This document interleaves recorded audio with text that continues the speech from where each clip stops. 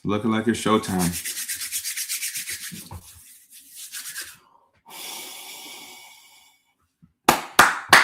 Let's get it. Let's get it. Let's get it. Welcome to the late night show with your host, Dr. Kojo. I am checking in tonight on a beautiful West Coast Friday nighter, and we're talking about some common neurodivergent traps that you could fall into. Maybe you've fallen into these before, and maybe you'll fall into it in the future. But because you've watched this live stream, you'll know that you're falling into it, and you're like, okay, all right, I know what's going on right now, so I'm not confused.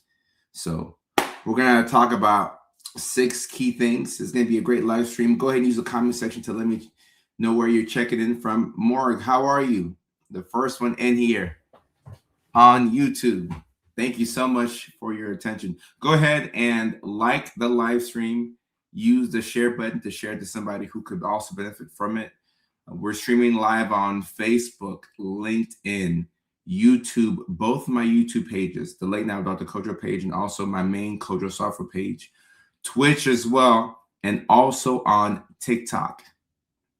So we're live streaming on Facebook, LinkedIn, YouTube, Twitch, and TikTok. It's going to be an amazing live stream. 6 common traps that neurodivergent people fall into. This is a great time for me to mention that I will be on tour starting on the 26th of April. We will be in Houston, Texas at the All Jokes Aside Comedy Club, and I cannot wait to see y'all there. The big Neurodivergent Comedy World Tour starts April the 26th, Houston, Texas, and it's going to be an amazing show. Tickets are selling fast. The room is expected to be full and packed out and sold out. So I'm so grateful for your attention. Thank you so much. And those are going to be some amazing comedy shows. So I can't wait to see y'all there. Leilani, what's going on? Sam, what's up? What's up? What's up? Krusty Krab. Talk to him. Talk to him. So we start off the comedy tour in Houston on the 26th of April. The next month, we're going to be in Nashville, Tennessee at Zany's. Nashville, Tennessee. Zany's, May 31st. So the Nashville show is also selling really, really, really well. In fact, we're looking to open up a second show in Tennessee, which would make me very happy. Very, very, very happy to come back to Tennessee, to my hometown, and to sell out 2 shows would make me feel so warm and fuzzy inside, and I would get to meet a lot more of my community. So that's what we have on the agenda. Well, look at that. Lovita is going to the Nashville show as well. Love of the show to Lovita because she's coming from Texas. So love of the show. Love of the show to Lovita. Look, I'm going to see if I can get like maybe a couple of plates of fufu and just have it with me on stage and see who wants to eat rice balls. Who wants to eat rice balls with me? So Nashville, we're potentially going to have 2 shows in Nashville. It's going to be amazing. The next month, we will be in New York City. New York City on the 11th of June. The following week, Chicago, Illinois, June 18th.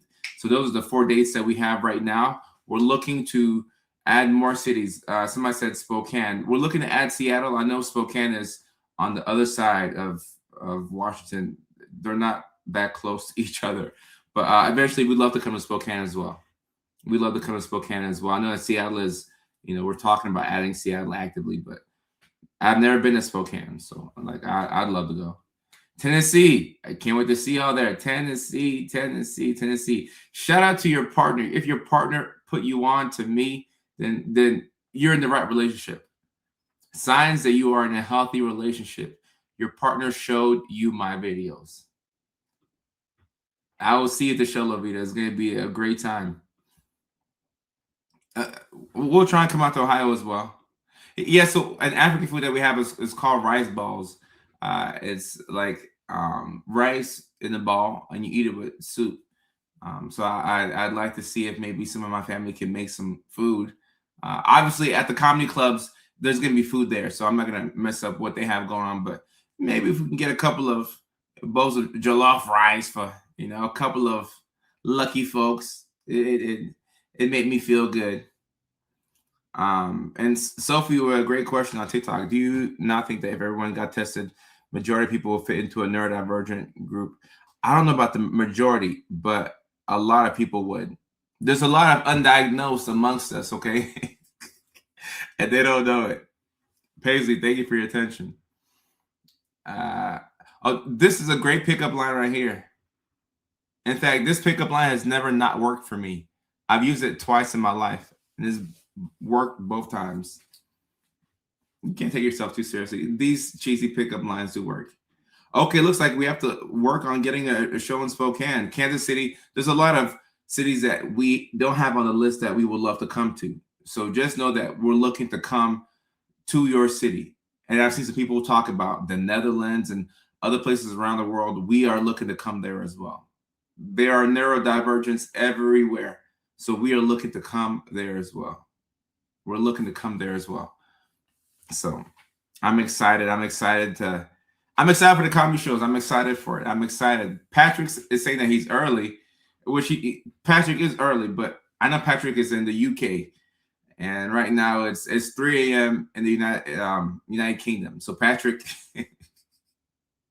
hey, I love seeing Patrick on these live streams because it's kind of like when you're texting your friend at 2 a.m. and then your friend texts you back.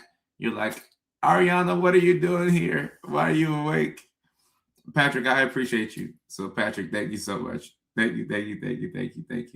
And oh yes, speaking of the school community, let me talk about this before we get into the 6 traps neurodivergents fall into. So the school community is a place where you can congregate with other neurodivergent individuals, toss around ideas, and I'm gonna put my best tips, tricks, and strategies into the school community. And these are going to be a lot of my raw thoughts. So a lot of my working thoughts. Eventually, when I work on a thought and I write it out, and it goes through a couple of different iterations, then it becomes a video that I put on social media when I really believe something. But sometimes I'll have a very early thought, or something will cross my head and cross my mind, and I'm like, you know what? This thought needs to come out of my head. That's what we're going to put on the school community. This is going to be an international community, and also when I see research and data that suggests something that we should be doing in the neurodivergent community, the first place is going to be on the school community. So past courses will be there. All my videos from Patreon will be on the school community, and there's going to be a place where you can talk to other spicy individuals. So social media is like the big melting pot. The school community is obviously going to be smaller because it's a paid group, but you can hit the link in the bio to join the school community. So it's SKOOL. The link in the bio on all platforms, YouTube, Facebook. I'm not sure about LinkedIn, but YouTube, Instagram, Facebook, TikTok. You can join the school community and begin meeting other neurodivergent people who are just like you, because there are certain things that we do that we know that we have to keep doing, and certain things that we shouldn't be doing that we're doing right now that we probably need to stop. So it's all about figuring out what is the best system for us, because if we don't have a system, it's going to be very difficult to do anything with consistency, right? And our definition of consistency is different from other people's definition. I just want to make that clear. You might be consistent with something for 2 weeks, take a 1 week break, and you don't do it again for 8 months. Okay. So it's different for us. So just know that don't judge yourself based off of neurotypical standards of consistency. All right. Dude, I was in the play, and that Tennessee line was one of the lines in the show. Hey, it's a cheesy line, but it works. It works. And look, if you like somebody and that person likes you, you really can't miss. Like there's no pickup line that you can use that wouldn't like not work. Like it would work, right? It would work. So if they like you, they're rocking with you.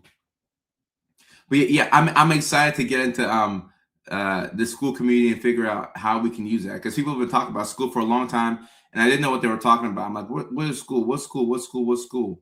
But now I get it. Now I get it.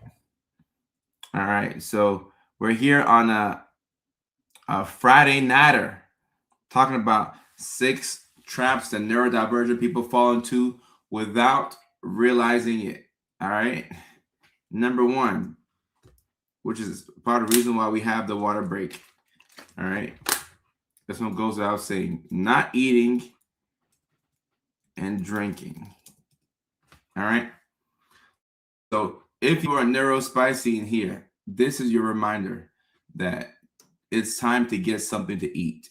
It's time to get something to drink. Matter of fact, we're going to go ahead and do it early. We're going to go ahead and do an early water break. Somebody drop the magic word in the stream and let's get a water break in. Because something tells me that y'all have not been drinking water today. Like I just have a feeling that y'all are dehydrated. Like I can sense it from my Wi-Fi, from your Wi-Fi and your connection to my computer screen. I can tell that you're a bit dehydrated. Big cheers. Big cheers. All right, time to get some water in.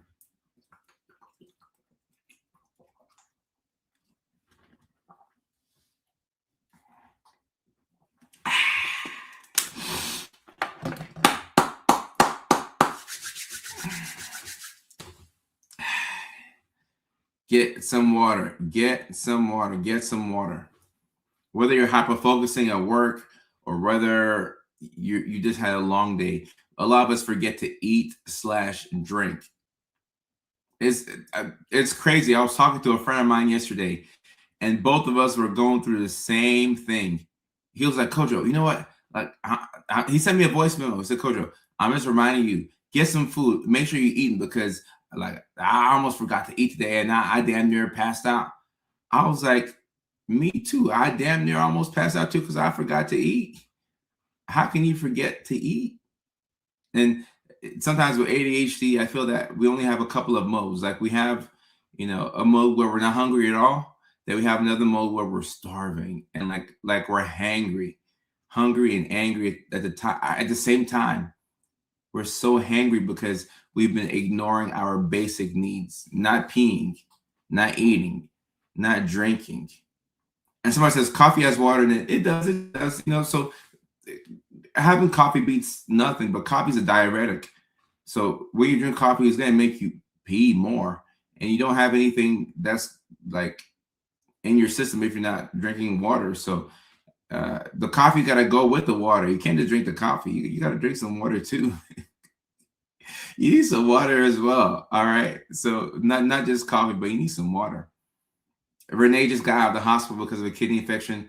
Renee, sorry to hear that. I hope that you're doing better now. Hope that you're doing better. Kimberly, I appreciate you. I appreciate you. I forgot to eat all the time as a team. My friends would bring food and wave in front of me. So this right here is a sign of a good friend. If your friends know that you don't eat like that, and then they come around you, they wave their enchilada, they wave their pizza, they wave their burrito, whatever. Oh, that's a good friend because they know that you're not going to eat on your own. We probably need, actually, not probably, we need visual cues in order to start most things, whether that's eating, whether it's drinking. I got, this is Dasani, and this is like, store brand water. But I have about 20 of these around the house, and they're like half empty, like a third of the way full. There's a little bit of water in each one, but I keep these around the house. I could throw them away, but I keep them around the house because whenever I see water, I just drink water. Because we're gonna err, more than likely, you're gonna err towards the side of, not drinking enough. So when I see water, I drink water. If I see water, I drink water. If I'm in the bathroom and there's a water bottle there, oh, time to drink some water. If I'm in the living room playing video games, oh, there's water right there. Let me drink some water. Before I go to bed, now before I go to bed is a little bit tricky because you can wake up multiple times throughout the night to go pee. So there's a cutoff time that we should probably have with water, especially those of us who wake up multiple times to pee. It's very frustrating when you have to wake up to, I hate that. I hate that.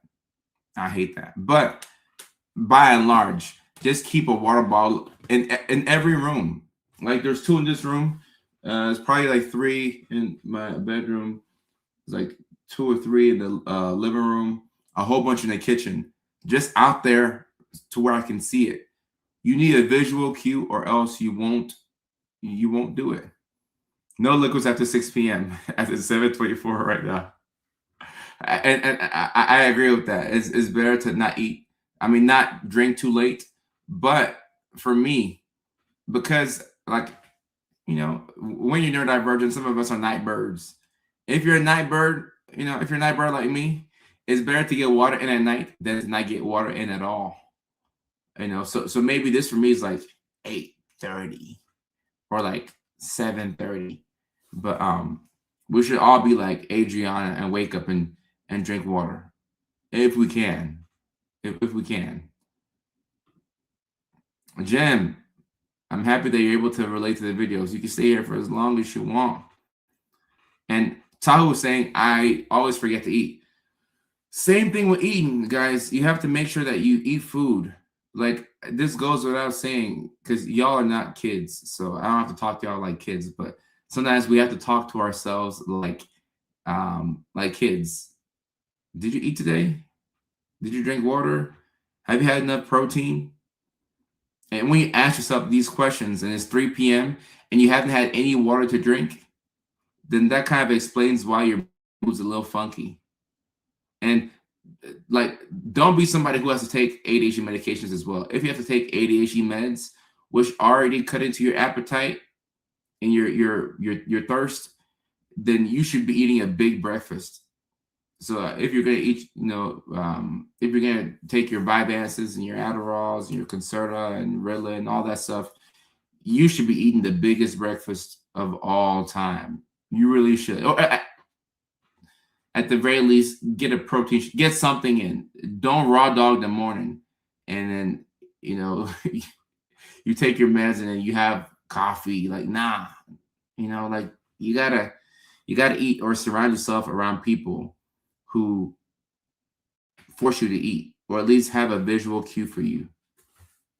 Have a visual cue for you. And on TikTok, the person who says share your own experience, all the things that I'm sharing, these are things that I do on my own. Like I'm talking from personal experience. Like I'm not talking like down to you, or I'm not saying something I heard somebody do. These are things that I do.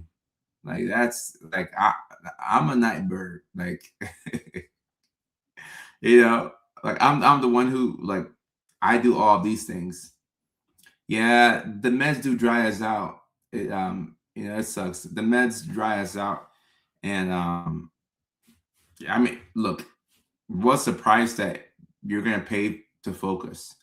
That's how I see it. Like, what will we do to focus? And the answer is we'll do a lot. We'll do a lot. So fortunately or unfortunately, this is just kind of what happens when we need to focus. Ooh, all right. This second one right here, Mickey Ficky. I can feel this one. Hyper focus on the wrong thing,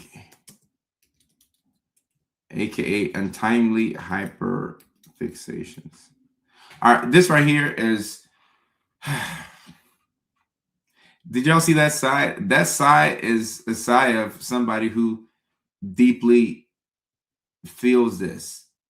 Ashley, I appreciate you. Thank you so much. Like I really. That's why I have to give that deep sigh. I'm like.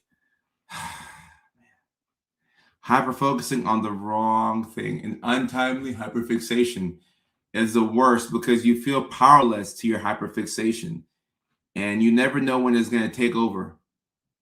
Like you may get the urge to doom scroll or like deeply research a certain topic at 1 a.m., but you have to be up at 7 a.m. Always happens at the worst possible time. Or you get caught up playing the game with the buddies. You're in the game, it's 9 p.m. You gotta wake up early at 5.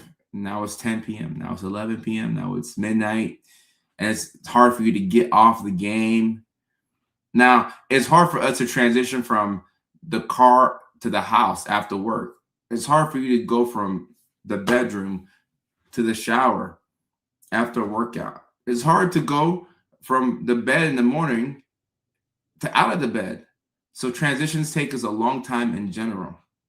Takes a long time in general. Now, if a hyperfixation has gripped you, then oh my goodness, like how much longer will it take you to go from point A to point B? And this is one of the reasons why we're behind on things. Like some of us are just perpetually behind. Like most days, we run like an hour and a half to 2 hours behind.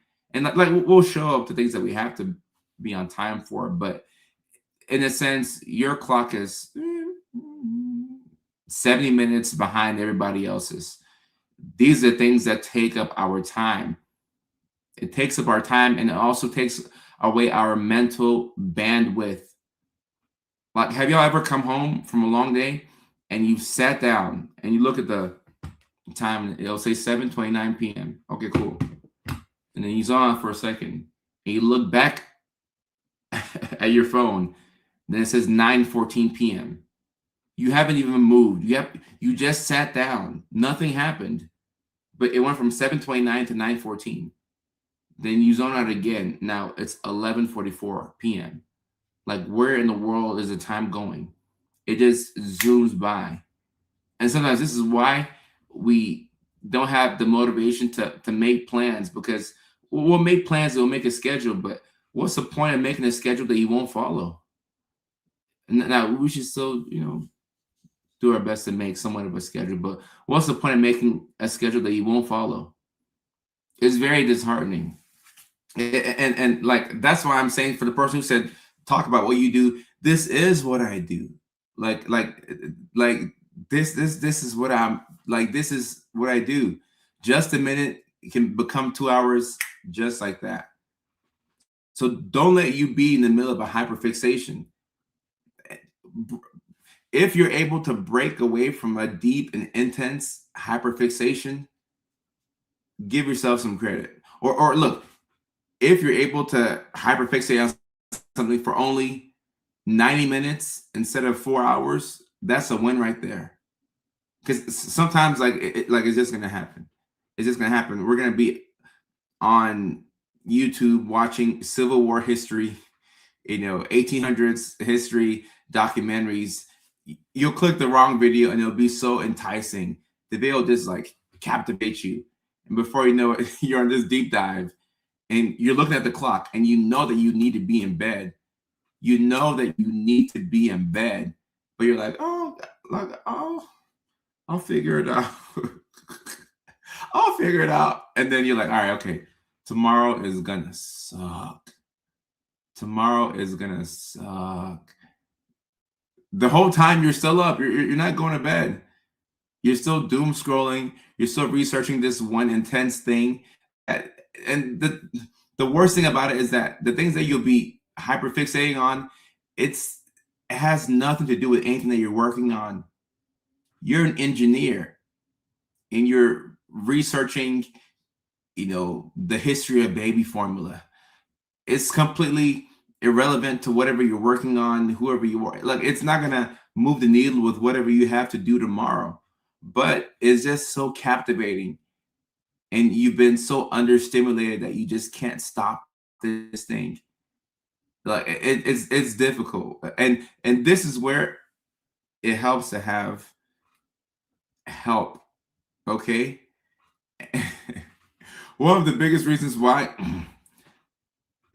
not to say that like I don't have anything to offer in relationships. I think I'm a decent young lad. I do okay. But one of the biggest reasons why I like relationships is that you have a buffer against yourself. If I'm up at night looking up the history of, baby formula, like how baby formula came to be, and it's 1 a.m. and I got to be up at 8:30, then my partner will be like, all right, Kojo, get to bed. Get to bed. Like, that's one of the best things about a girlfriend. It's time to go to bed. Like, I've been in the bed for an hour and a half. Where are you?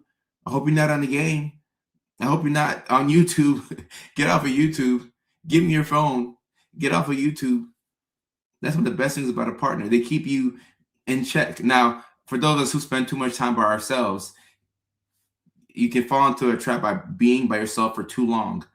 And look, guys, I know, like outside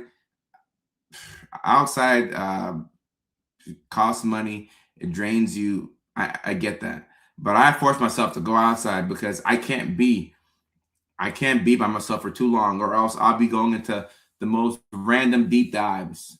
The most random deep dives. And oh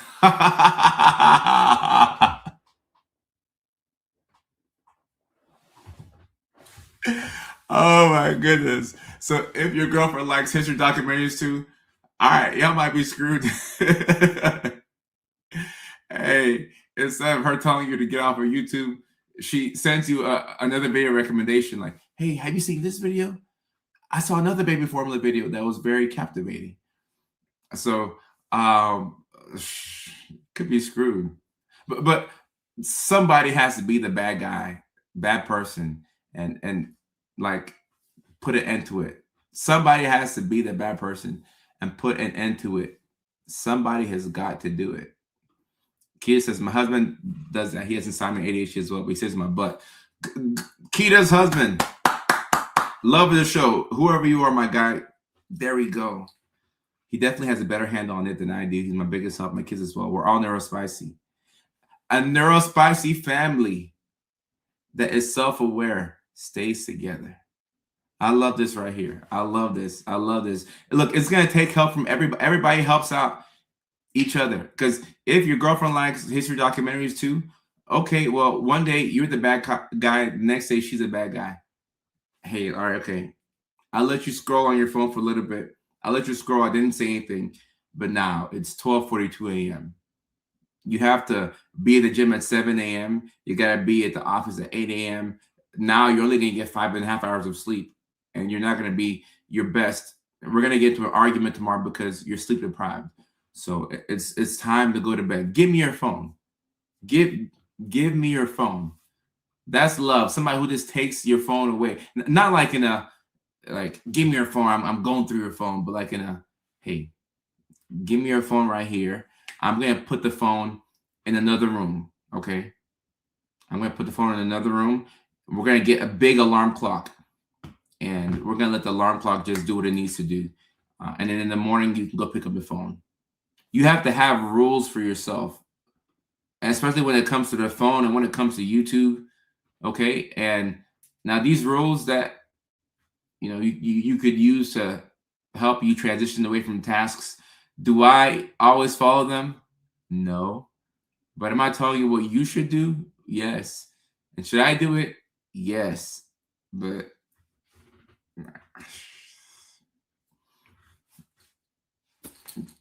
timers, and like what Sam is saying right now, like I feel that when you're sleep because I said sleep deprived, sleep deprived because of a hyperfixation, you feel the consequences the next day. Now, if you're in your 20s, you'll be fine. You can do this. If you're in your 20s, like you're a teenager, okay, 3 hours of sleep, you're fine. When you're in your 30s, by the time you hit 28, be careful with this. Be careful. Be careful. Be careful. Be careful. You're gonna feel the fact that you got 4 hours of sleep. Like you feel it all over your body. You just feel it. You feel it. Renell, I appreciate you. You got overconfident. Right. And like we believe that the hyperfixation doesn't have as deep of a hold that it has on us, but it does. It really does. It really does. So you've got to find a way. And there's been times when I've been on a deep dive, and the only way that I was able to stop was because my internet started messing up. Like I'm watching a YouTube video, and all of a sudden my signal goes out, my Wi-Fi starts to trip, and I get frustrated. Like, why is my Wi-Fi tripping? Like why can't I watch YouTube? Like, what's going on? And then I keep refreshing. I restart, and it's not working. I'm like, you know what? This is God telling me that it's time to go to bed. It's God telling me to go to bed. Okay, got it. And now I'll go to bed. So sometimes, look, God works in mysterious ways. He works in mysterious ways. Andre, how are you? 3 alarms, different sounds, different time variable. this is a good hack right here. I think all of us can learn from, especially myself. You have to switch up the sounds because, like, after a while, if there's a certain sound that you always use, like your brain will just build up resistance to it, and it won't listen to it as much. So great hack right here. Great hack. And Keita, I appreciate you. I appreciate you. I appreciate you. That's what we're here for. That's what we're here for. And Aisha, I have never seen a name like this. This is a very pretty name. Wow. Wow. Shout out to your parents. Or is it Sisha? Sisha. Either way, this is a very pretty name. Sisha. This is cool right here. This is cool right here. Sisha. Definitely started creeping in at 28 and not at 33. Sleep and water cheat codes. Right. You get less than 7 hours of sleep. You're a whole different. You're irritable. Oh my goodness. Like sometimes you're in a really bad mood and you can't figure out why you feel so awful. And then you get 7 hours of sleep and then you drink 2 water bottles in the morning and you're like, I have the will to live. I belong on this earth. Oh, like seashell. Seashell.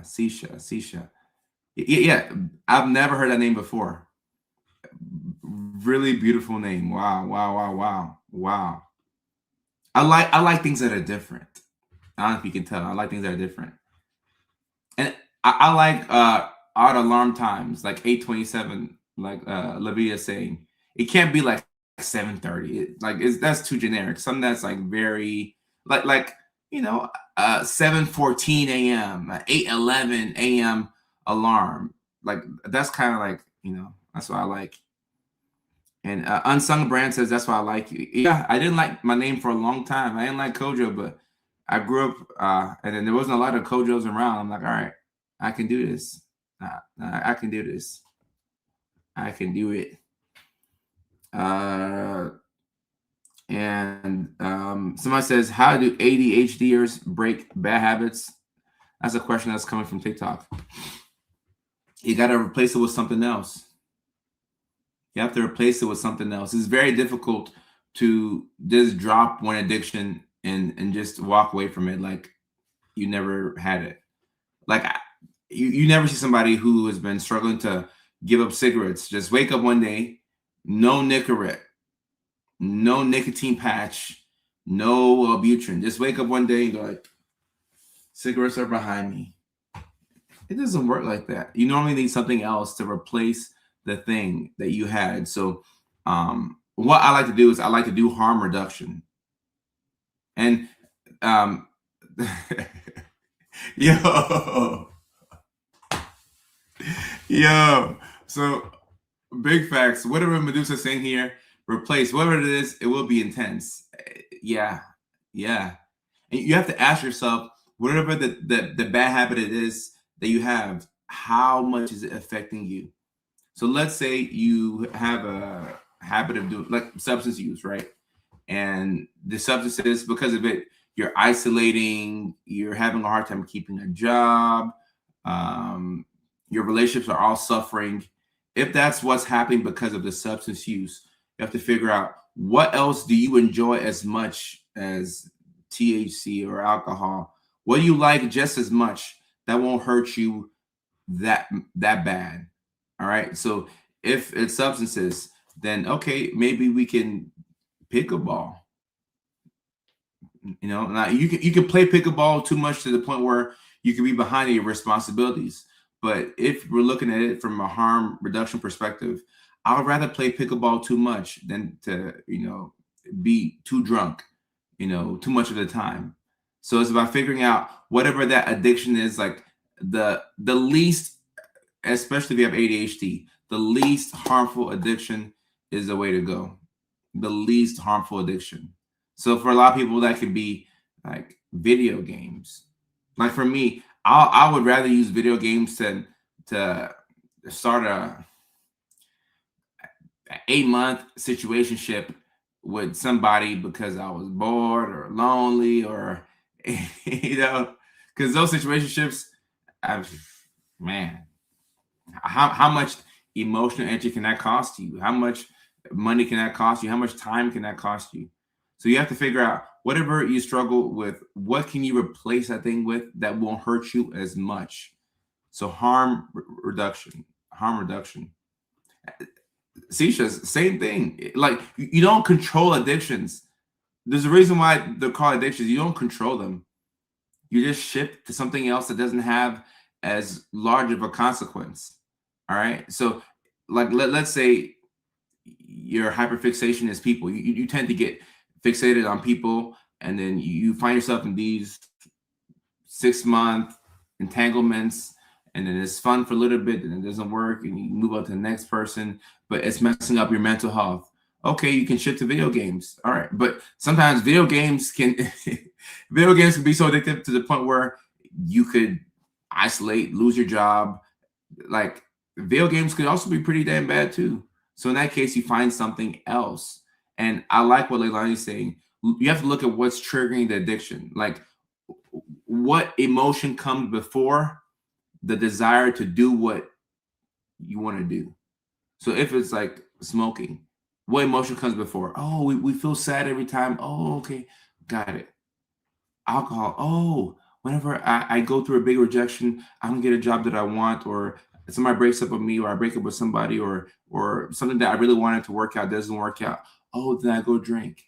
So it's pattern recognition. Okay. It's pattern. And Bunny, you and me both.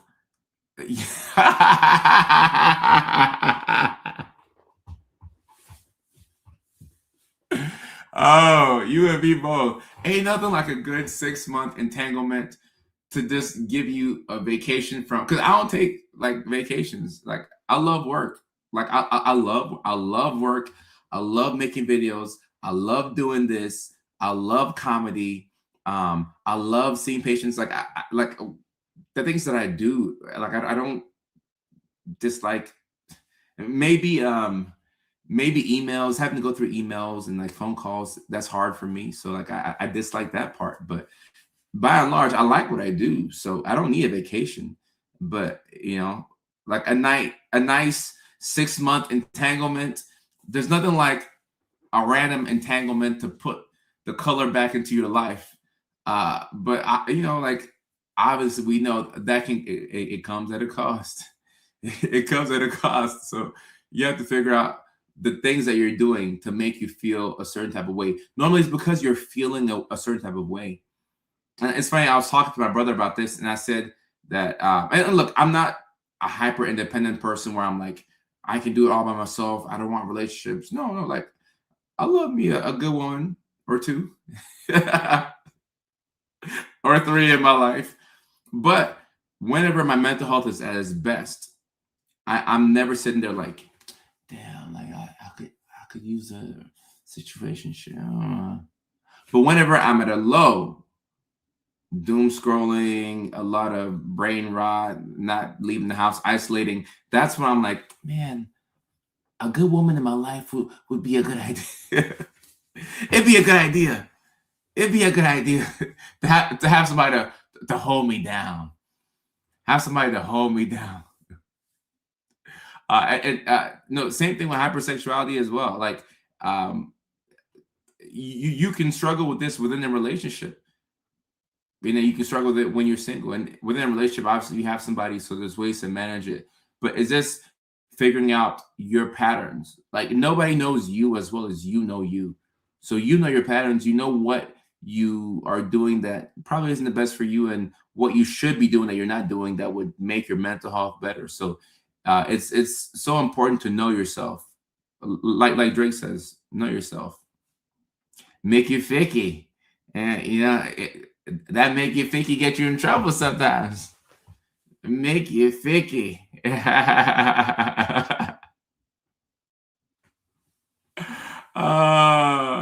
No, you gotta know yourself. That Mickey Ficky can get you in trouble. Mickey Ficky. All right, this one right here is another trap that we fall into. Saying yes too fast. Okay. And I saw a video by Trevor Noah where he talks about um, ADHD and how he starts off with no. Somebody asks him something, no. Can you come here? No. Can you do this? No. No, no, no. He starts off with no, and then maybe if he feels compelled to do that thing or he believes in it a lot, then we'll go to yes. I, the word no will save your life. It will save your life. It will save your life. And I know, I mean, I'm telling all this, so I know this, but every now and then I have to just recalibrate. And I'm like, all right, man, Kojo, like, we're not doing anything new. All the emails, because we get so many emails and inquiry. No, no, no, no, no, no, no, no, no, no, no, no, no, no. Nope, nope, nope, nope, nope, nope, nope. And then maybe a yes one of these days. Maybe a yes.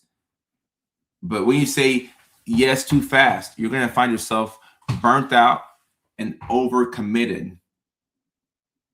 And my mom has this quote. She says, only a fool doesn't ever change your mind. You can change your mind. There's nothing wrong with changing your mind. I committed to going to a wedding the night before my headline show in Houston. I bought the ticket and everything. I thought I could fly from Houston to DC and then back on the same day. And I probably still can, but after talking to friends, like, Kodo, that's not a smart idea, bro. Why would you do it? You might get stuck in DC and then now you can't kick off your tour, and now you have to refund over 100 people their money back, and then the promoters are going to be upset. You could just stay in Houston. I'm like, oh, okay, cool, cool, cool, cool, cool. I don't have to say yes to everything. I don't have to say yes to everything. And Stephanie, yeah, it is. It's a nice distraction, but if you have this pattern of hyperfixating on new love interests, then you got to ask yourself, like, what does it cost you? What does it cost you? Oh, learn to say no because my heart's so big.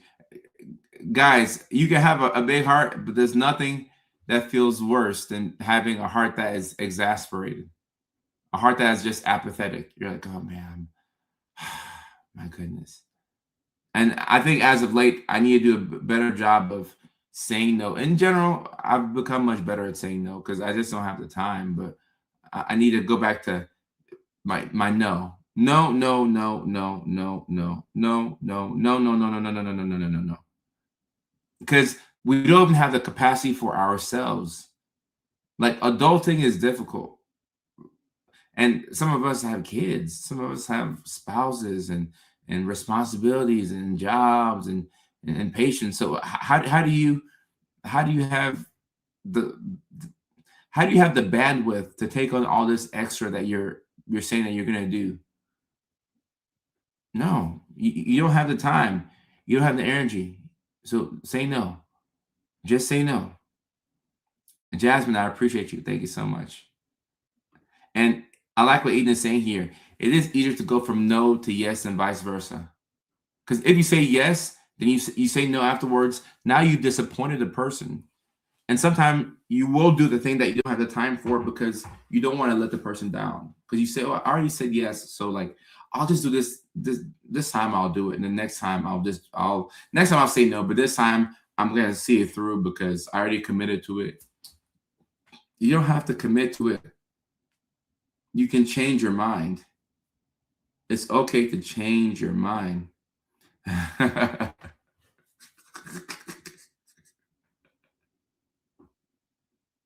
This is funny, but it's true right here. Ain't nobody got time for that. But and respectfully, because if somebody's asking you to do something, you might not say this out loud, but in your mind, you're like, ain't nobody got time for that. Because look, people will ask you things. I mean, it's so crazy, and like I'm not sure what people be thinking, but people will ask you things without considering your time. And for the majority of us, that's the most rude thing of all time. People will sign you up for things and say, "Oh, I thought you'd be great for this, so I thought about this. I submitted your name to lead this big, amazing project. I told my friend about you, and like, I need you to talk to my friend because like y'all would." What do you mean? Like, what?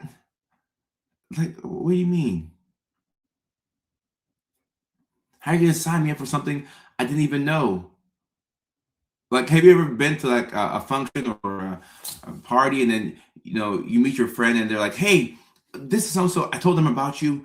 Y'all would be great to work together. Like, y'all like your working styles. Like, yeah, y'all have to get each other's contacts information. Like, you need to talk to this person. This person, like your business works so well with their business. Y'all have to talk to each other, and they put you in this spot. It's like, yo, like, what do you mean? No. Like, you volunteered me for it, and you put me in a position to where if I say no, it's gonna make me look like a bad person. Well, guess what? I'm an awful person then. I'm an awful person. Kobe, what's going on, my guy? I'm an awful, awful person in that case. Mm, okay, thank you for sharing. Appreciate that. And, and look, I don't have time. Like, you could just say no. You could just say no. No is a muscle that you have to get better at flexing. You can't just say no like out the blue. Like, you have to start saying no over and over. No, no, no, no, no, no, no. Oh, this is the worst.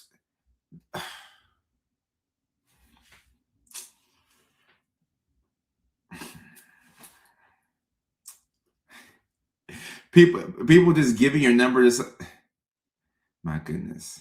No. I've had this happen before. Now, like, my mom did it once. I'm like, Mom, you can't just give out my number. I have to block the person. And like, I'm sure the person was a good person, but I'm like, Mom, you can't just give out my number. Like, I have two phones for a reason. Well, three actually. You know, and I may change this current number. Because like with a text message, somebody can insert a thought into your head. Like, our phones are so powerful. We're not supposed to know this many people. I don't want to go too much on a tangent, but we're not supposed to know this many people. Like, we know way too many people. We're exposed to way too much, and our brains have way too many tabs open. That's why our brains are going so slow. Is because, like, we have to. Isn't it crazy how we have to adjust our phones to not give us notifications? You used to get like important notifications, like an Amber Alert in your area. Okay, a kid's been kidnapped. That's important. Put that on my phone. Like, that's a kid's been kidnapped. Now it's everybody. Like, Luka Doncic scored 60 points. Okay, I want the Lakers. I'll take the sports, like, notifications, but it's just everything. Like, um, my threads, Spotify, Ring, Snapchat, YouTube, Verizon, Yahoo Sports, March Insanity. Kentucky prevails in the NCAA tourney after forcing overtime on wild buzzer beater. I don't even care about Kentucky, respectfully. Threads, Ring, Snapchat, text from my homeboy Mike. I'll get back to him because I will play video games this weekend. LinkedIn, Vivid Seats. I don't know what this is. Aura Ring, Turo, Airbnb, Patreon, Meta AI, PayPal, Credit Karma, Alaska Airlines, PlayStation, MLB the show. Oh, MLB the show came out now. Okay, all right. So some of these notifications are MLB the show came out. What? Can y'all see this? Too much light. Y'all even care about MLB the show. Okay. Wow. Okay. I gotta get that game. Oh wow. Okay. So every now and then these notifications are helpful, but by and large, is this way too much? Like, it. No. It's too much. It's too much. Yeah. I'm gonna silence my stuff because Like you have to adjust your phone for that. Now I want my phone to ring like if my mom texts me, like if it's my mom, my siblings, any person on my team, like yes, even if it's 1 a.m. or something like that, like the call needs to come through, notification needs to come through for the most part. But a lot of these notifications, like my mom texting me saying that she needs my help versus Luka Doncic scored 60 points. I love the Lakers, but okay, come on, like give me some peace. Is this too much? Is this too much? It's too much. Oh, this one right here. This fourth one. Staying too long in bad situations. I have my iPhone give me a summary of my notifications twice a day. I'm gonna have to do this. I'm gonna have to do this because this is just way too much. Moms are mandatory. You gotta get back to mom. Fourth trap that neurodivergents fall into: staying too long in bad situations. Okay. Now, what are some reasons that we can stay in these bad situations? I mean, first thought that comes to mind is self-limiting beliefs. Staying in a relationship that's not helping you out, but it's easier than switching things up. Staying in a job that's killing your soul. And let's just say for the sake of this discussion that you have another job that you could work. Maybe the job pays you a little bit less, or there's a lateral job that you can go to, but it's just easier to be at this job, but it's killing your soul. All right. Being in friendships that is not benefiting you at all. Like we stay in these situations for way too long because we fear rejection. We fear starting over. It's not helping us out. Not helping us out. 7-year situationship. Wow. Wow. It probably went on for 6.5 years too long, Eden. If we're keeping it a buck. Earlier we talked about a 6-month situationship to like put some spice back in our lives. Now a 6-month situationship, in the summer, oh, you went on vacation, you met somebody, that sounds fun. Now a 7-year situationship sounds like hell. It sounds like it went on for 6.5 years, too long. And we get better at that as we get older, figuring out, was this supposed to be this like a friendship, or was this supposed to be a full-on relationship? Was this supposed to be a 6-week situationship? Like what was it supposed to be? Because sometimes it'll be a 3-year relationship, and maybe you should have never even been like dating that person. You just stayed in a situation for way too long, way too long. Yeah, I see. You don't recommend. Yeah, yeah, yeah. Mm.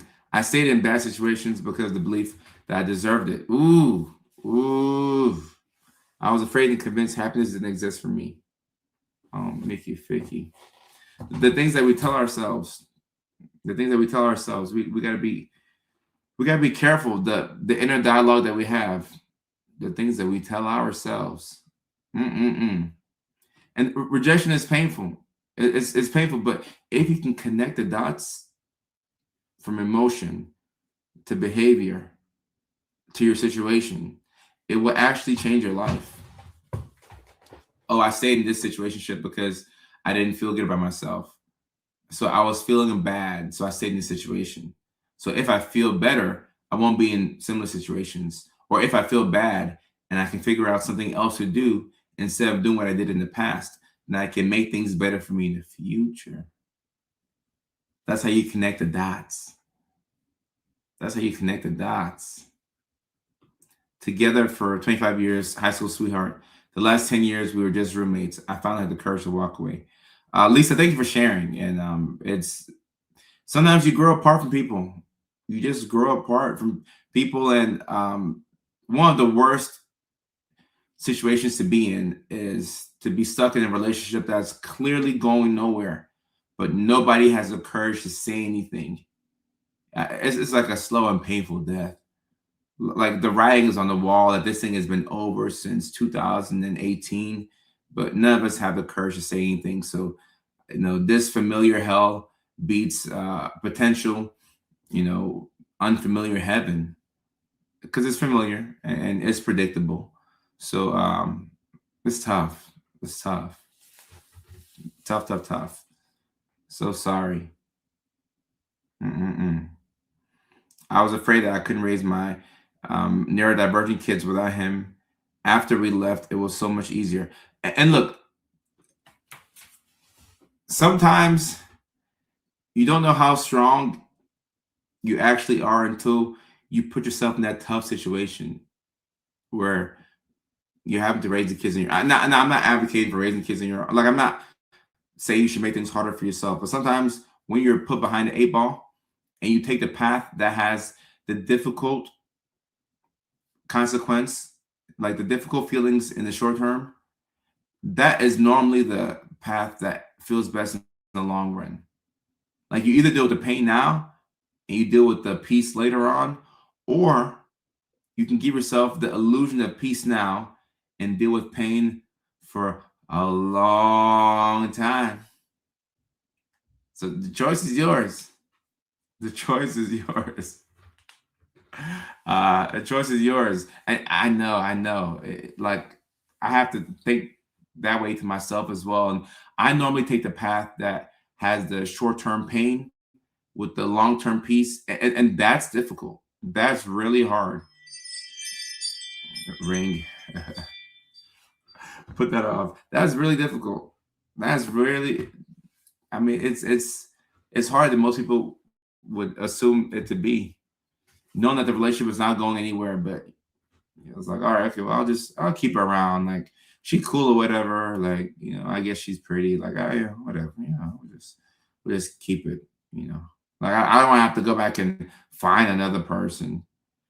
No, you go through the pain in the short term. The long term, you'll be free. Long term, I promise you, you'll be free. Free. And B and B Brit, thank you so much. I sent it to my dad and aunt, undiagnosed.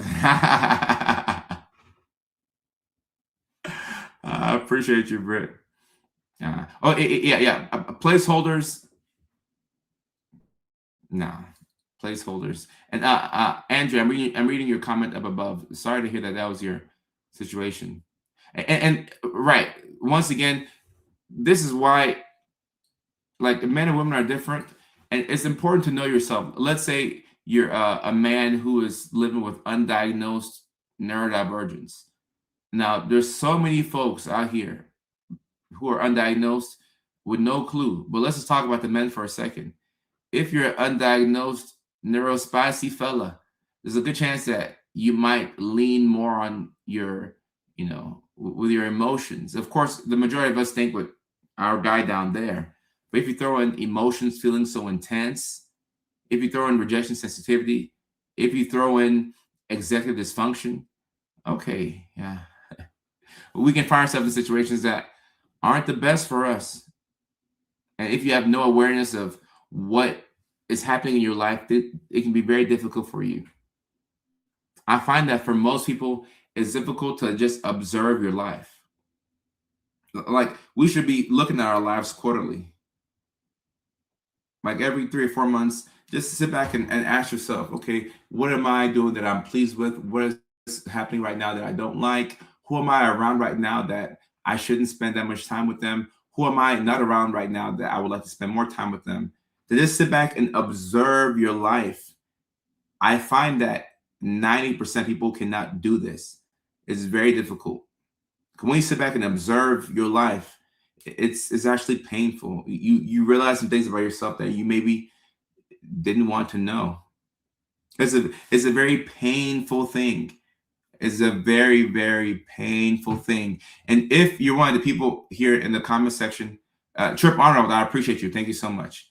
If you're here on this live stream, okay, there's a good chance that you are the person in your circle that is the aware person. You're the diagnosed neurodivergent. You're the autistic or ADHD person in your circle, so you see things before other people can see it. So the work that you're doing on yourself is way harder than anything that anybody has ever had to do. Like, this is some serious, intense stuff right here. This stuff is difficult. This stuff is pretty hard. So if you're having to do all this painful inner work and nobody around you is doing it, you're going to get frustrated, and you're going to look at people in your life and say, why aren't you doing this work?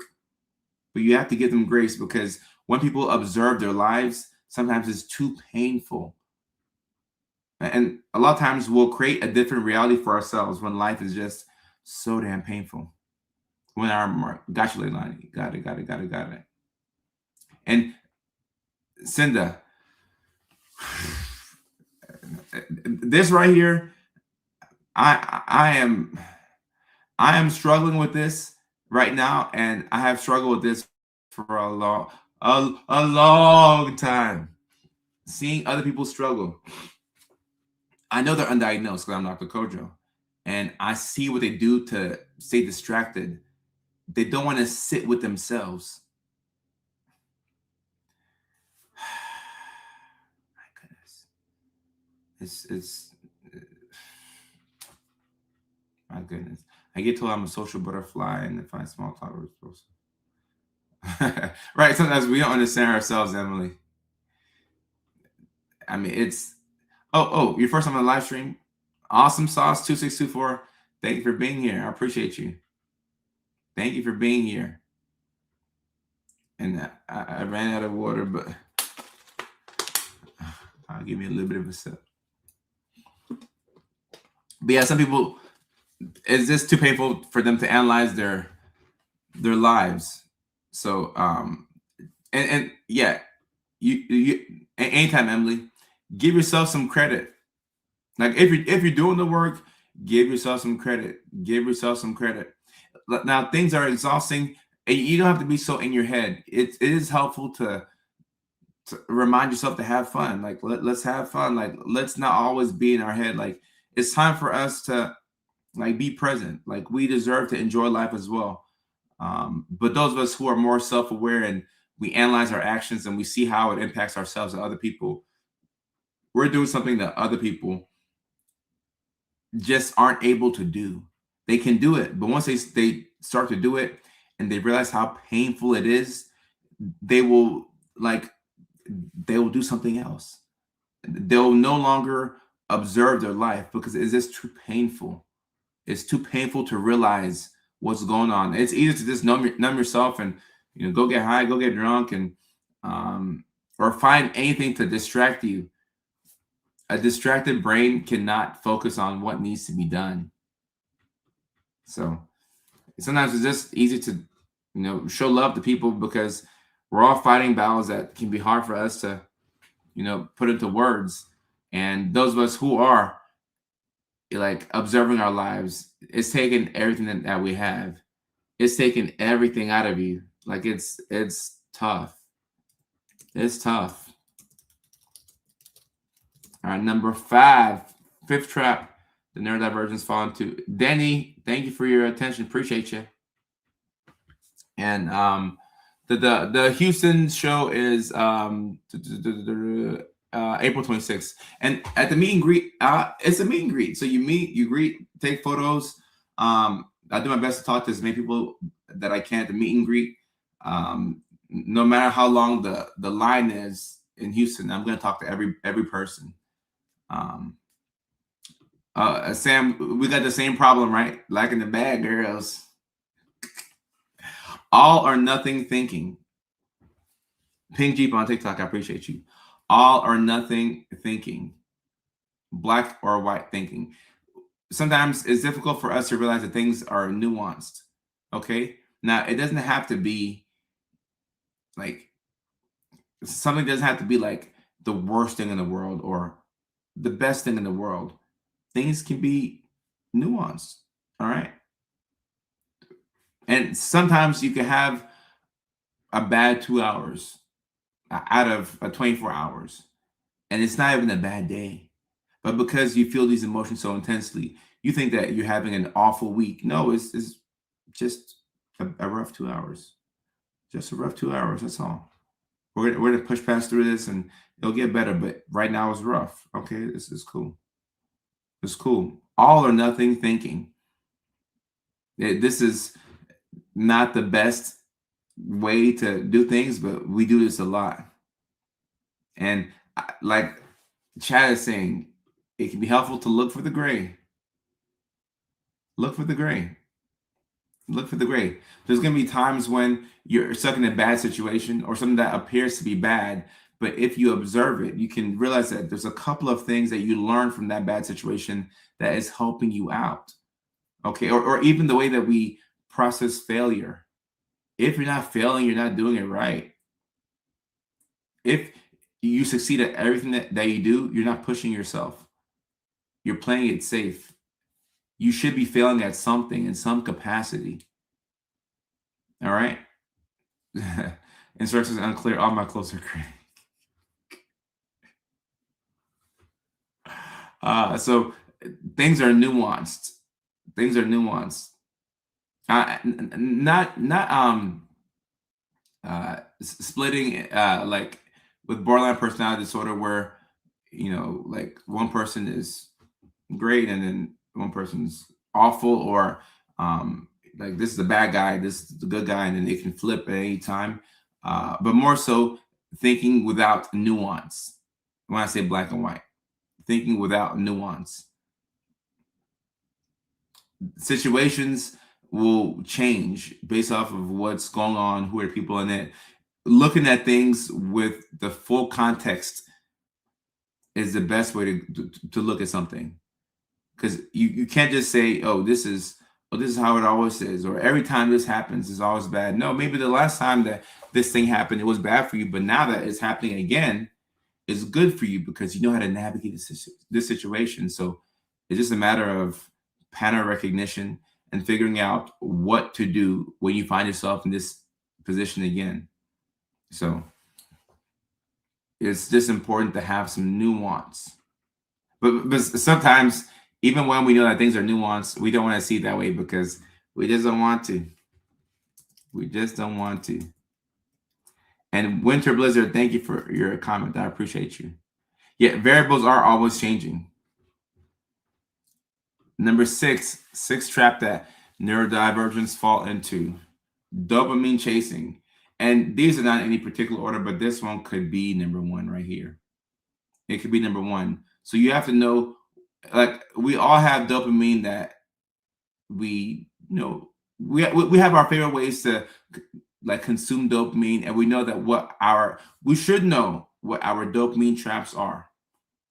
We should know, like Bunny was saying earlier in the chat that she likes bad girls, or Sam was saying she likes bad girls, or he likes bad girls, and I was like, me too. And then Bunny was like, me three. Okay, so if that's the case, then you have to know, okay, all right, shoot, if it comes to women, then this is a danger zone for me. This is one of the preferred ways that I like to get dopamine. So how do I chill off a little bit? You don't have to like just stop talking to women in general. Like you don't have to be like fully, okay, I'm anti-women, don't ever talk to me. No, you just have to be aware that you have a tendency to prefer your dopamine in certain ways. So if that's the case, all right, like how do we get that same dopamine, but we get it in a drip? Like we don't get it all at once. What's a sustainable way to do this? Ooh, bad girls, fast cars, loud music. Sounds like a great life. This is a great life, ain't it? Amazon Prime. The way you can order something and it comes to your house in 3 hours. Be careful. Be careful. Not to touch his leg. Bad girls. Right. So if this is the case, it just means that you should just be aware of this. Just be aware. It means that when you meet somebody and you're completely enthralled with that person, more than likely you're not in love. It's just lust. Okay. And I don't want to say just lust like it's nothing, but It's lust. Okay. Same thing with Amazon. The dopamine hit that comes from opening up a new package. Ooh, it feels so good. Sometimes you want to order things just so you can open it up. Because there's nothing like coming home and there's a package waiting for you. And it's like, oh my goodness, this package has my name on it. Like I'm about to open it up and it has like this packaging. I get to, ooh, like it's for me. Like this is so cool. The whole time, credit card bill is going higher and higher and higher and higher and higher. Timu, same thing. And these websites are built on the backs of engineers who understand the algorithm. And there's a reason why when you Google something and you go on Amazon, you see that product up and down. Like if you've been looking for, um, you know, if you've been looking for batteries, you go on Amazon, you see AAA batteries, AA batteries, rechargeable batteries. If you've been looking for headphones, let's say I bought these yesterday off of Amazon. Next day you go on Amazon, you're gonna have noise canceling headphones. You're gonna have AirPods. The algorithm knows how to get you. AliExpress, all of them. AliExpress, Amazon Prime, um, all of them. All of them. They Timu. You gotta be careful. Oh, Sam, you like the women with a nose ring hoop and a forearm tat? Ooh. I don't know about nose. Well, I'm sure nose ring. I had an era in my 20s. I might not be over fully where I was obsessed with women who had like a little belly button ring. I was like, ooh, a belly button ring. I was like, hey girl, it has to have a belly button ring. I've never been a really big fan of tattoos. You know, tattoos are cool, but I've never been a big fan of tattoos. Um, Blue eyes. Okay, okay. And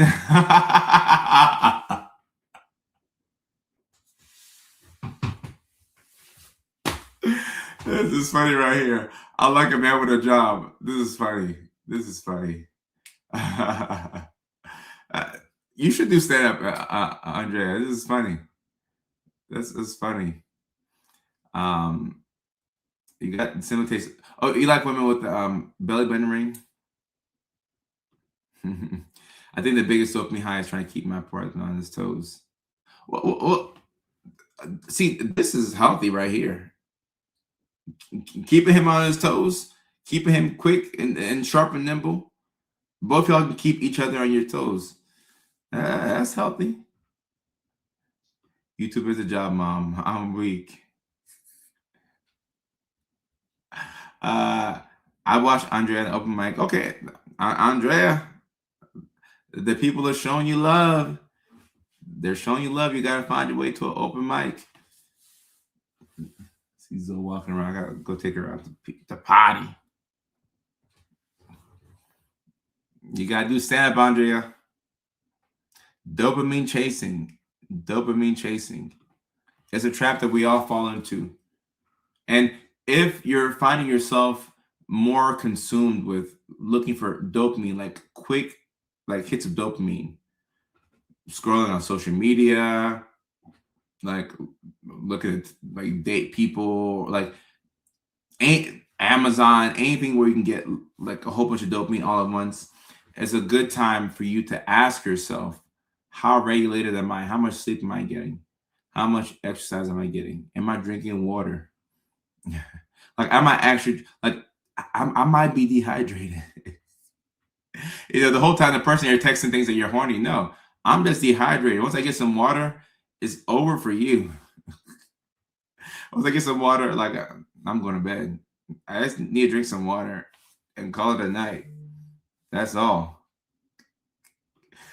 I haven't been in a long-term relationship with a man who hasn't done serious prison time. Oh wow. Okay, then in that instance, I think a job would be pretty cool. Deidre, I think a guy with a job would be we'd be we'd be knocking it out the park. We're making some progress. uh Dr. Mike, yeah. Mike, Max, Mike, that's funny. Water saving the day. I like Blood Burner Rings. That's because you always have pretty women in your videos. I like pretty women's. Yeah, I like pretty women's. I think everybody does. I think even women like women that are pretty. Not every not every guy likes all guys, but we become friends easy. But every woman likes a pretty woman. Stop chasing felons and never.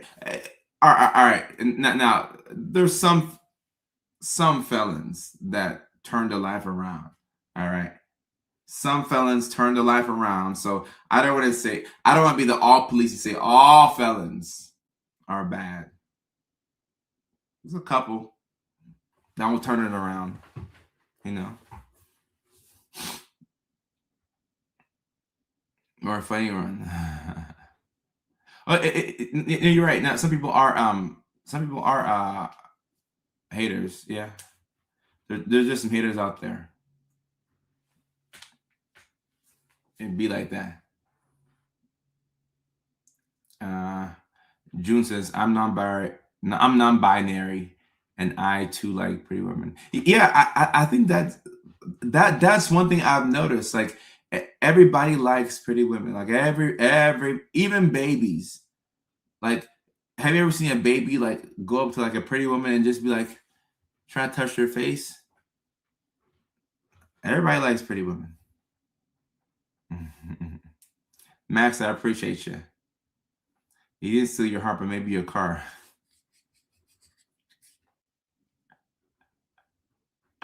Oh yeah, I'm diagnosed for sure. I'm heterosexual and I'd rather see pretty people. Just being honest. Okay. Hmm. And now here's the thing. I do think that when it all boils down to what makes like a connection stick, it's like the heart that somebody has, the character that somebody has. I will agree with that. But in the beginning, before you know what type of heart or character somebody has, you're running straight off of pure vibes and aesthetics. But it is actually this is Lilani's opinion, so like I'll respect this. But for me, no, it's not the heart that attracts me. I'm just being honest. Like the heart don't do a damn thing to attract me. The heart is what takes it to the next level, but the heart don't do nothing to. I can't even see your heart when I meet you. Like like I don't know. You could have an ugly heart. Like who knows? uh, I couldn't take my boys anywhere without them getting used to it. It'll get you. It'll get you every single time. And now, yes, I have realized this that there are some haters out there. I didn't know that this was something that was going on in the woman community, but I have been on some TikTok videos and some algorithms where I've seen that this is a thing. Like a lot of women don't like somebody that could appear more beautiful than them. So sucks because it's like we can all win. I don't think one person winning doesn't mean that somebody else loses, but um right, facts. Um uh that's why people hate on those with kind souls more beautiful. Yeah, not if you have like conventional attractiveness and a kind soul, oh yeah, I think you're definitely gonna get people hating on you even more because people know that you have like you're a good person at heart. You're a good person at heart. Now it takes me some time to find someone truly attractive. Okay, that's good. That's good. That's good. That's good. No, you have a kind soul, Leilani. Women can be brutal. And guys, I have heard this. I have heard this that some women can be very brutal to you if you're near spicy. This is what I've been hearing that the women's haven't been nice to other women's. That's what I'm hearing. We got to put an end to it, but that's what I'm hearing. That's what I'm hearing. We got to be nice to each other. Vaughn prays on TikTok. I appreciate you. Jess says, I've always been fixated on my looks for survival. Respect. Respect. Mm. Mm. Intelligence and learn and willing to learn. I like that. I like that. Reasons I am long term. I mean, it's interesting for women. Like I think that for guys, like like a guy will see another guy. Well, envy's a thing. I think a guy will see another guy who could be more successful and could be intimidated. But I don't think we have the same thing looks wise where there's another handsome guy in the area and we're like, oh no, he's handsome. It's like, okay, sure, yeah, cool. Let him do his thing. But one thing I will say is, like when it comes to looks, since we're on the topic of it, don't, because like I think it's a little bit of an unpopular opinion to say it, but I'll say it. You should be attracted to your person and physically, like high character individuals, whether it's relationships or whether it's friendships, like just looking for high character people is very difficult. And I'm on that journey to gather as many high character individuals around me. And that's always a priority to me. So that's so important. It goes without saying. But I don't think that we don't talk about how important physical attraction is in relationships. Like we just take it as a foregone conclusion that, oh, like, yeah, of course you'd be attracted to them. No, you should be attracted to your person. You should physically, like I'm talking from a pure vanity standpoint, you should be attracted to your person. Because I don't see us talking about that enough. We talk about, oh, like they have to have a good heart, and yes, that's the harder thing to find. Somebody with a good heart, somebody who's a high character person. That's harder to find. So yes, we need to do that. However, do not date somebody. Don't entertain somebody without you being physically attracted to them. And Ezra, it could be looks maxing. I'm not sure what the term is now, but you should be attracted to your person because we don't want to talk about that. And it doesn't have to be like your friends don't have to think that they're attractive. You know how like you meet somebody and your friends are like, oh, who are you talking to? Show us 3 photos on Instagram so we can see your person. Your friends might not think that your girl's attractive. Your friends might not think that your guy's attractive. But guess what? What they say doesn't matter. You're not doing it to impress them. But you at home, you should be attracted to your person and you should be highly attracted to them. Like physically. Like you should want to take their pants off. Like we don't talk about that enough. Because sometimes we get online and we feel like we have to say like the right thing. Oh yeah, like I want them to be like a good person. I want them to be a good person, and I want them to be kind person. No, you want to take their pants off, and that's okay. That's okay. We can tell the truth. And Lawrence, I'm happy your wife wasn't trying to impress her friends too, because Lawrence, if your wife's friends don't like how you look, but your wife, she digs you, even better. Even better. Even better. Spicy. And yeah, look, this stuff it is kind of complicated and it's nuanced and feelings especially are complicated. But I think that we can make things easy for ourselves if you are like, because I see people try and force things when there's no physical attraction and it doesn't work. And like I did that one time in my life, my 20s. And not to say that she wasn't like attractive. Like, yeah, she was attractive. Like she wasn't unattractive. Gorgeous smile, like a great girl. But it like I had to like look for reasons. Like it wasn't there like off the bat. But everybody was like, oh, like y'all be like great, like because she likes what you like, y'all be great. But like that desire to want to take her pants off, to want to try and see if I can snap the bra off with just one hand, with my eyes closed. It wasn't there. Like it was just more so like, oh, we can be pen pals. So sometimes when it comes to relationship issues, we suffer because we just picked the wrong person.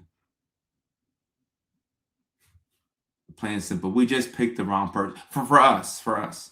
We just picked the wrong person and you're trying to fit a square into a circle.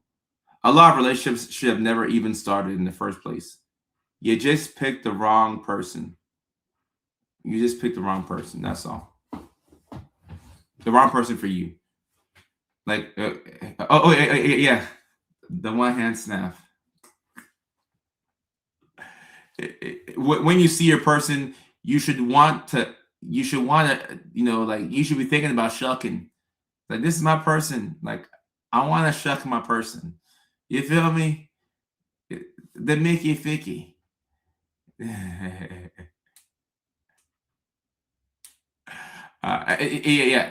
Don't try and convince yourself. No.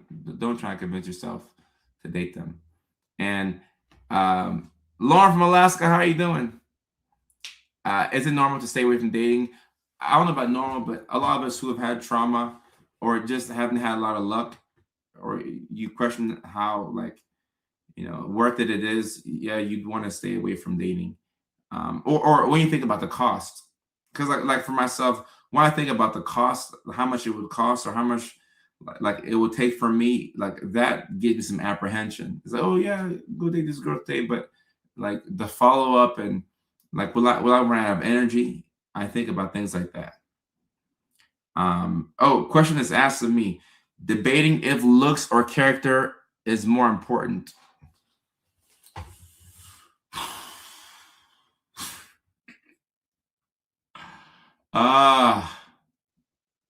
In a relationship, looks, but unique character. It's kind of like a trap question, like because if you have it's no. It's a catch-22. Because if you're dating somebody who you're not attracted to, but they have a great character, that's a pen pal.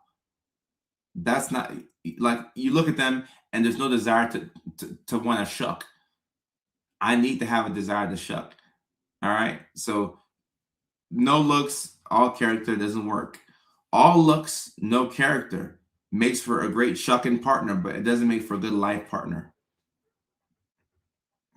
When she lives in Juneau. Facts. You know how hard it is to get to Juneau, Alaska? You know. And Becca is saying the truth right there. Becca says if they're a 10, their character only needs to be decent. Okay, so somebody's telling the truth right there. Somebody's telling the truth. You need character. I mean, you need both. Unfortunately, you need both. You need both. You need both. And they don't have to be like, I mean, they don't have to be like, I don't know, like a Beyonce or like whoever, they don't have to be whoever or Scarlett Johansson. No, as long as you like the person, then, we're good there. Shucking. Yeah, no, there are some asexual people who do exist. So that's a thing. I'm polyamorous. I have a girlfriend I don't shuck and a boyfriend I do. Oh, I like how you're using my terminology. It makes sense to me. Like I get this. This makes sense to me. You got a girlfriend that you don't shuck and a boyfriend that you do. This makes sense. This makes sense to me. It makes sense to me. My married ex-friend has autism. We were great friends until I discovered she was gossiping about me and was attracted to me. Whoa.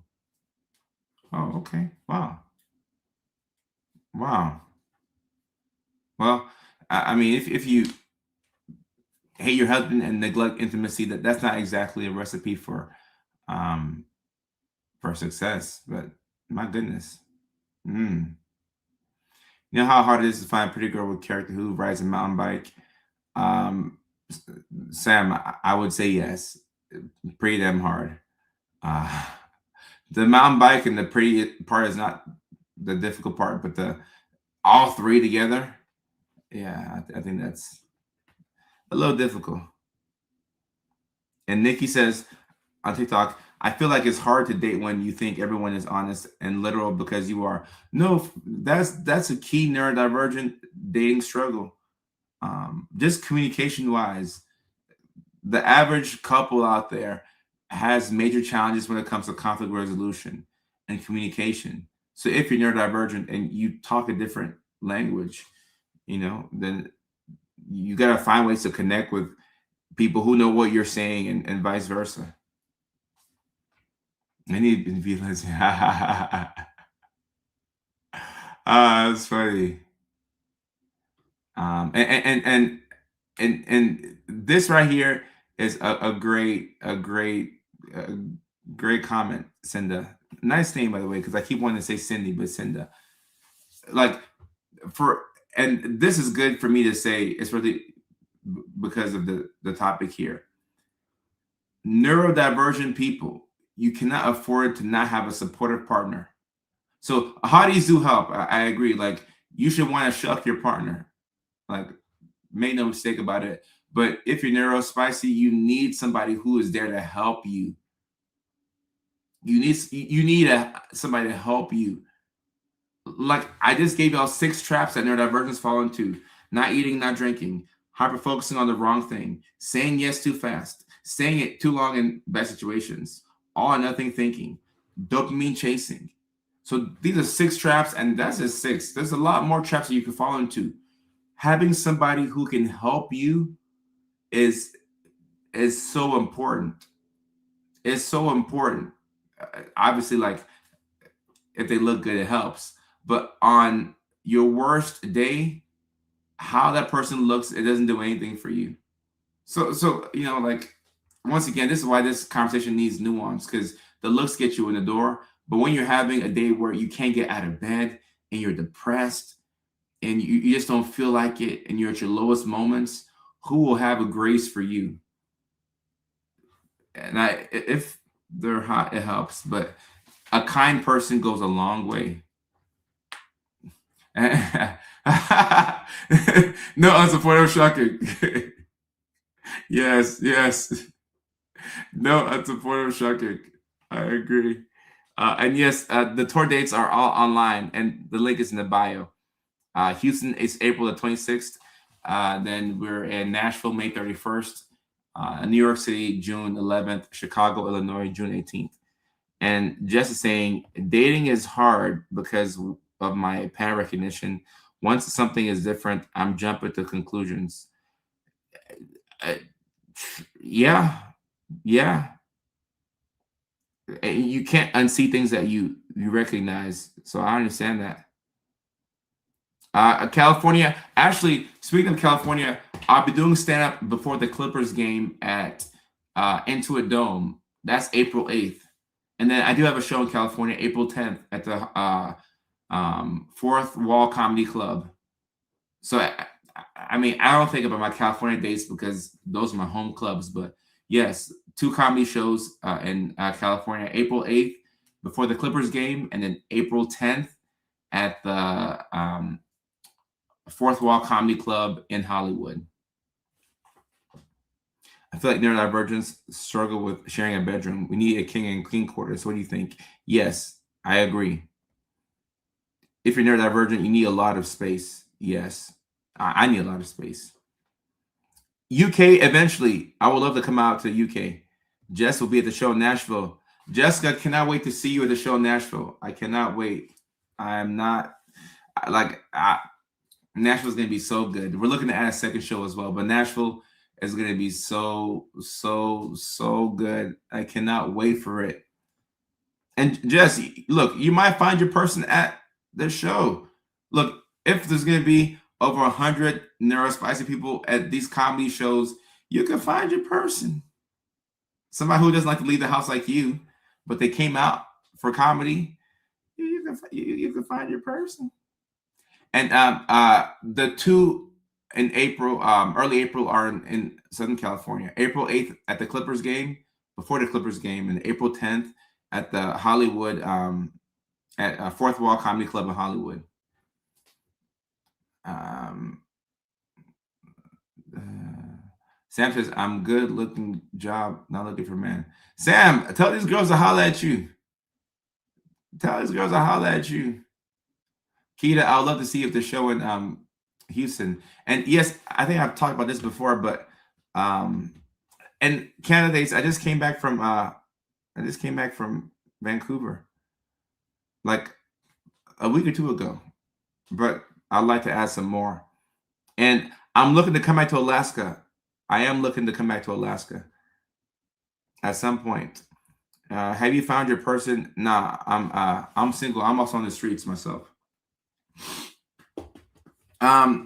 Max, you can view on YouTube. I gotta come to Anchorage.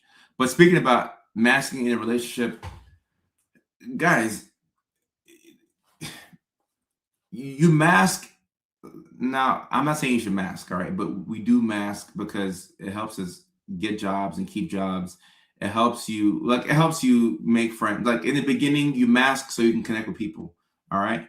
But you should not be masking in a relationship. Like that defeats the whole purpose. Like you're masking in the place where you should be yourself. And if you mask to start the relationship, guess what? You have to keep masking to keep the relationship going, which is why I say in a relationship, the sooner you can be yourself, the better. Hopefully from the beginning, but as soon as you can be yourself, the better. You know, unmask, right? Unmask slowly, but in a relationship, like, come on, like that's your person. You don't have to. You don't have to mask. That's your person. Street. We'll see you in Houston.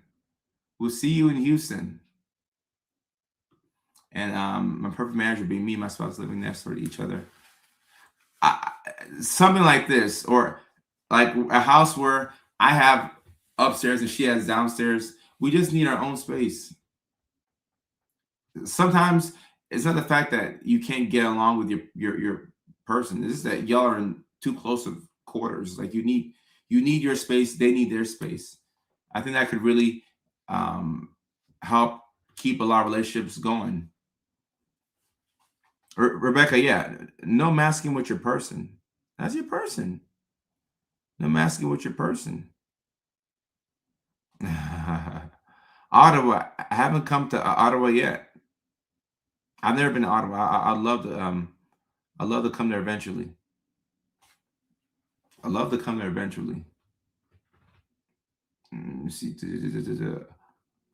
Hopefully, one day they'll see the ugly blanket meltdown of having to share. Oh, like if it's your actual person, you don't care about all this stuff. Like if it's your person and they're drooling and they're sweaty, like it's not an issue because that's your person. You're rocking with them, So like it is what it is. And yeah, you should put your weird out front and center. Yes. Lovita. Okay, with school, I'll look and see. We'll play around with it and we'll see what we need with the school community. And I do appreciate that. Nanya says, I suppose in California because you got hyper fixated on. Oh, so I get on California Kush. Closest but physical space. These thoughts too expensive.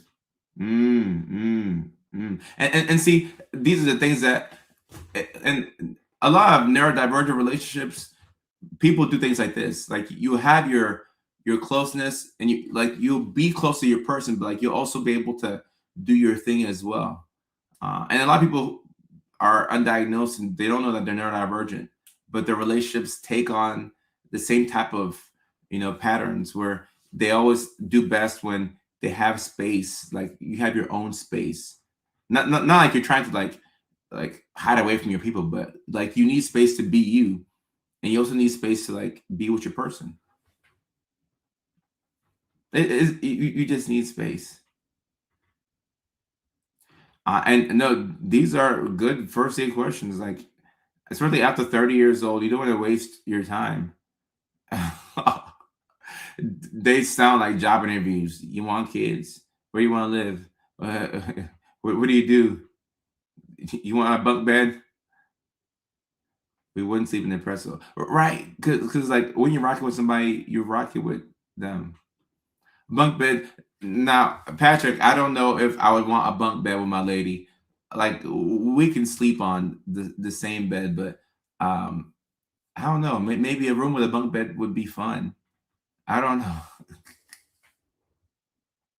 Uh, oh wow, I've been a 12 step for 10 years, realizing it's all autism ADHD. I can see that. I can see that. I can really see that. Will you be gross if I eat 12 tacos? Right. These are the things that mm-hmm.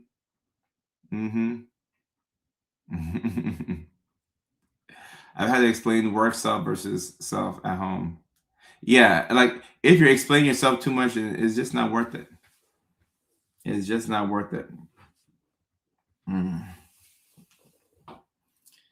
In Mexico, couples share a hammock and make it work. Ah, okay. Sometimes, like it all boils down to like just like being with the person for you versus not. Because like sometimes you'll be dating somebody and you'll be thinking that you're incompatible, you can never date again, and like everything is all bad. And then you get with somebody else, and then you're like, oh my goodness, like I'm not broken. Like I didn't know that people like me. Like I didn't know that I could actually be in a relationship. So sometimes it's it's just a fit. It's just a fit. If you have to change too much of yourself for the person, because we all want somebody that we can remain as close to ourselves as best as possible. So if you can remain you, like if you can be as you as you can be in a relationship, right? Sometimes you can't be like all the way you, but if you can be as you as you could be in a relationship while being with them, that's a really good sign. That's a really, really good sign. Um, there's a hammock sutra. What? A hammock sutra book. Okay. So I'm coming out there, sweetheart. My dog is getting antsy. Having our own bedrooms give us an extra Mickey Ficky shucking bucket. Mm. No, so like I really think that like whenever I do get married, I'm a fan of having our own bedrooms. Not that we'll always be in our separate bedrooms, but like a space where I can watch Titans games and be hella loud, and then a space where she can watch Love Island or whatever, like whatever that people watch on TV. I don't know, but that'd be cool, because then now like I got it's like you can come over to my place, I can go over to your place. So sometimes we can shuck at my place, and sometimes we can shuck at your place. You know.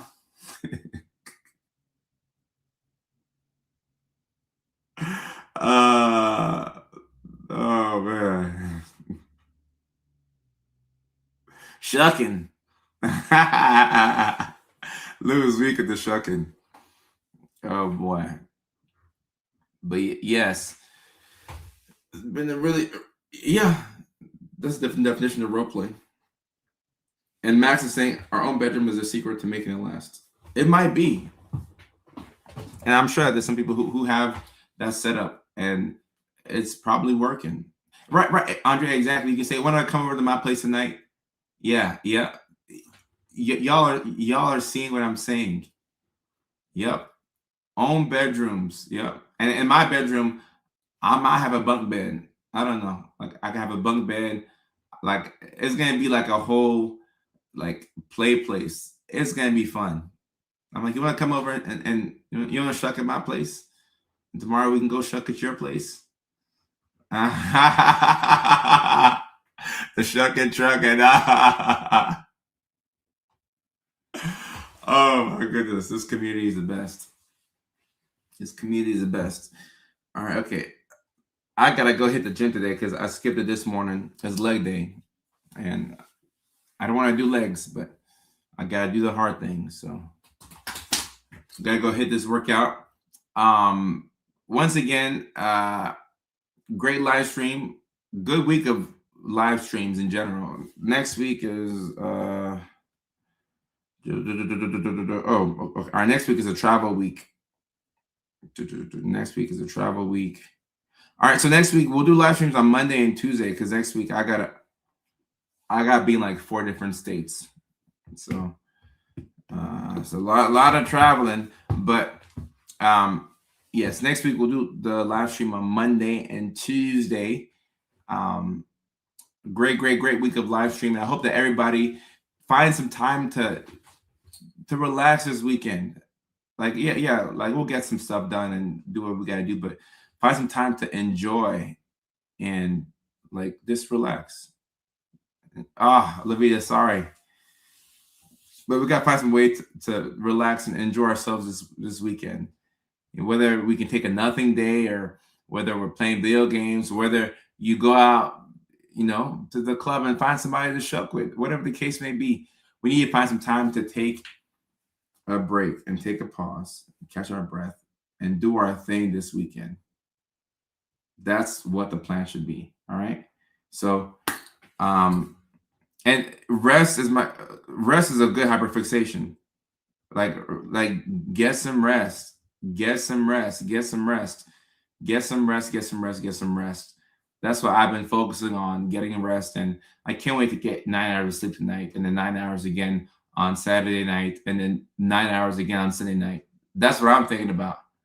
Oh, 9 hours of sleep. And if you want to go to the club like Bunny, hey, go to the club, do what you got to do. But also take care of yourself. All right. So take care of yourself. And also, I'm just mentioning that the link for the comedy tickets are in the bio. We kick off in Houston, Texas, April 26th at the All Jokes Aside Comedy Club.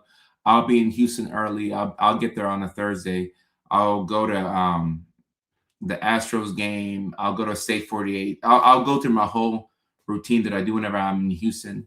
And then after that, we go to Nashville, Tennessee at the Zanies Lab. Nashville's going to be a great show.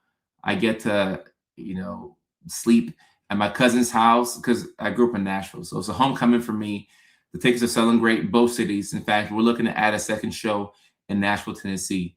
So it's going to be amazing to be in the Music City, in my hometown, coming back to Tennessee. And after that, we're going to New York City and Chicago, 2 amazing American towns. And for more information on all the tickets, hit the link in the bio. Yes, Nashville, May 31st. It's going to be amazing.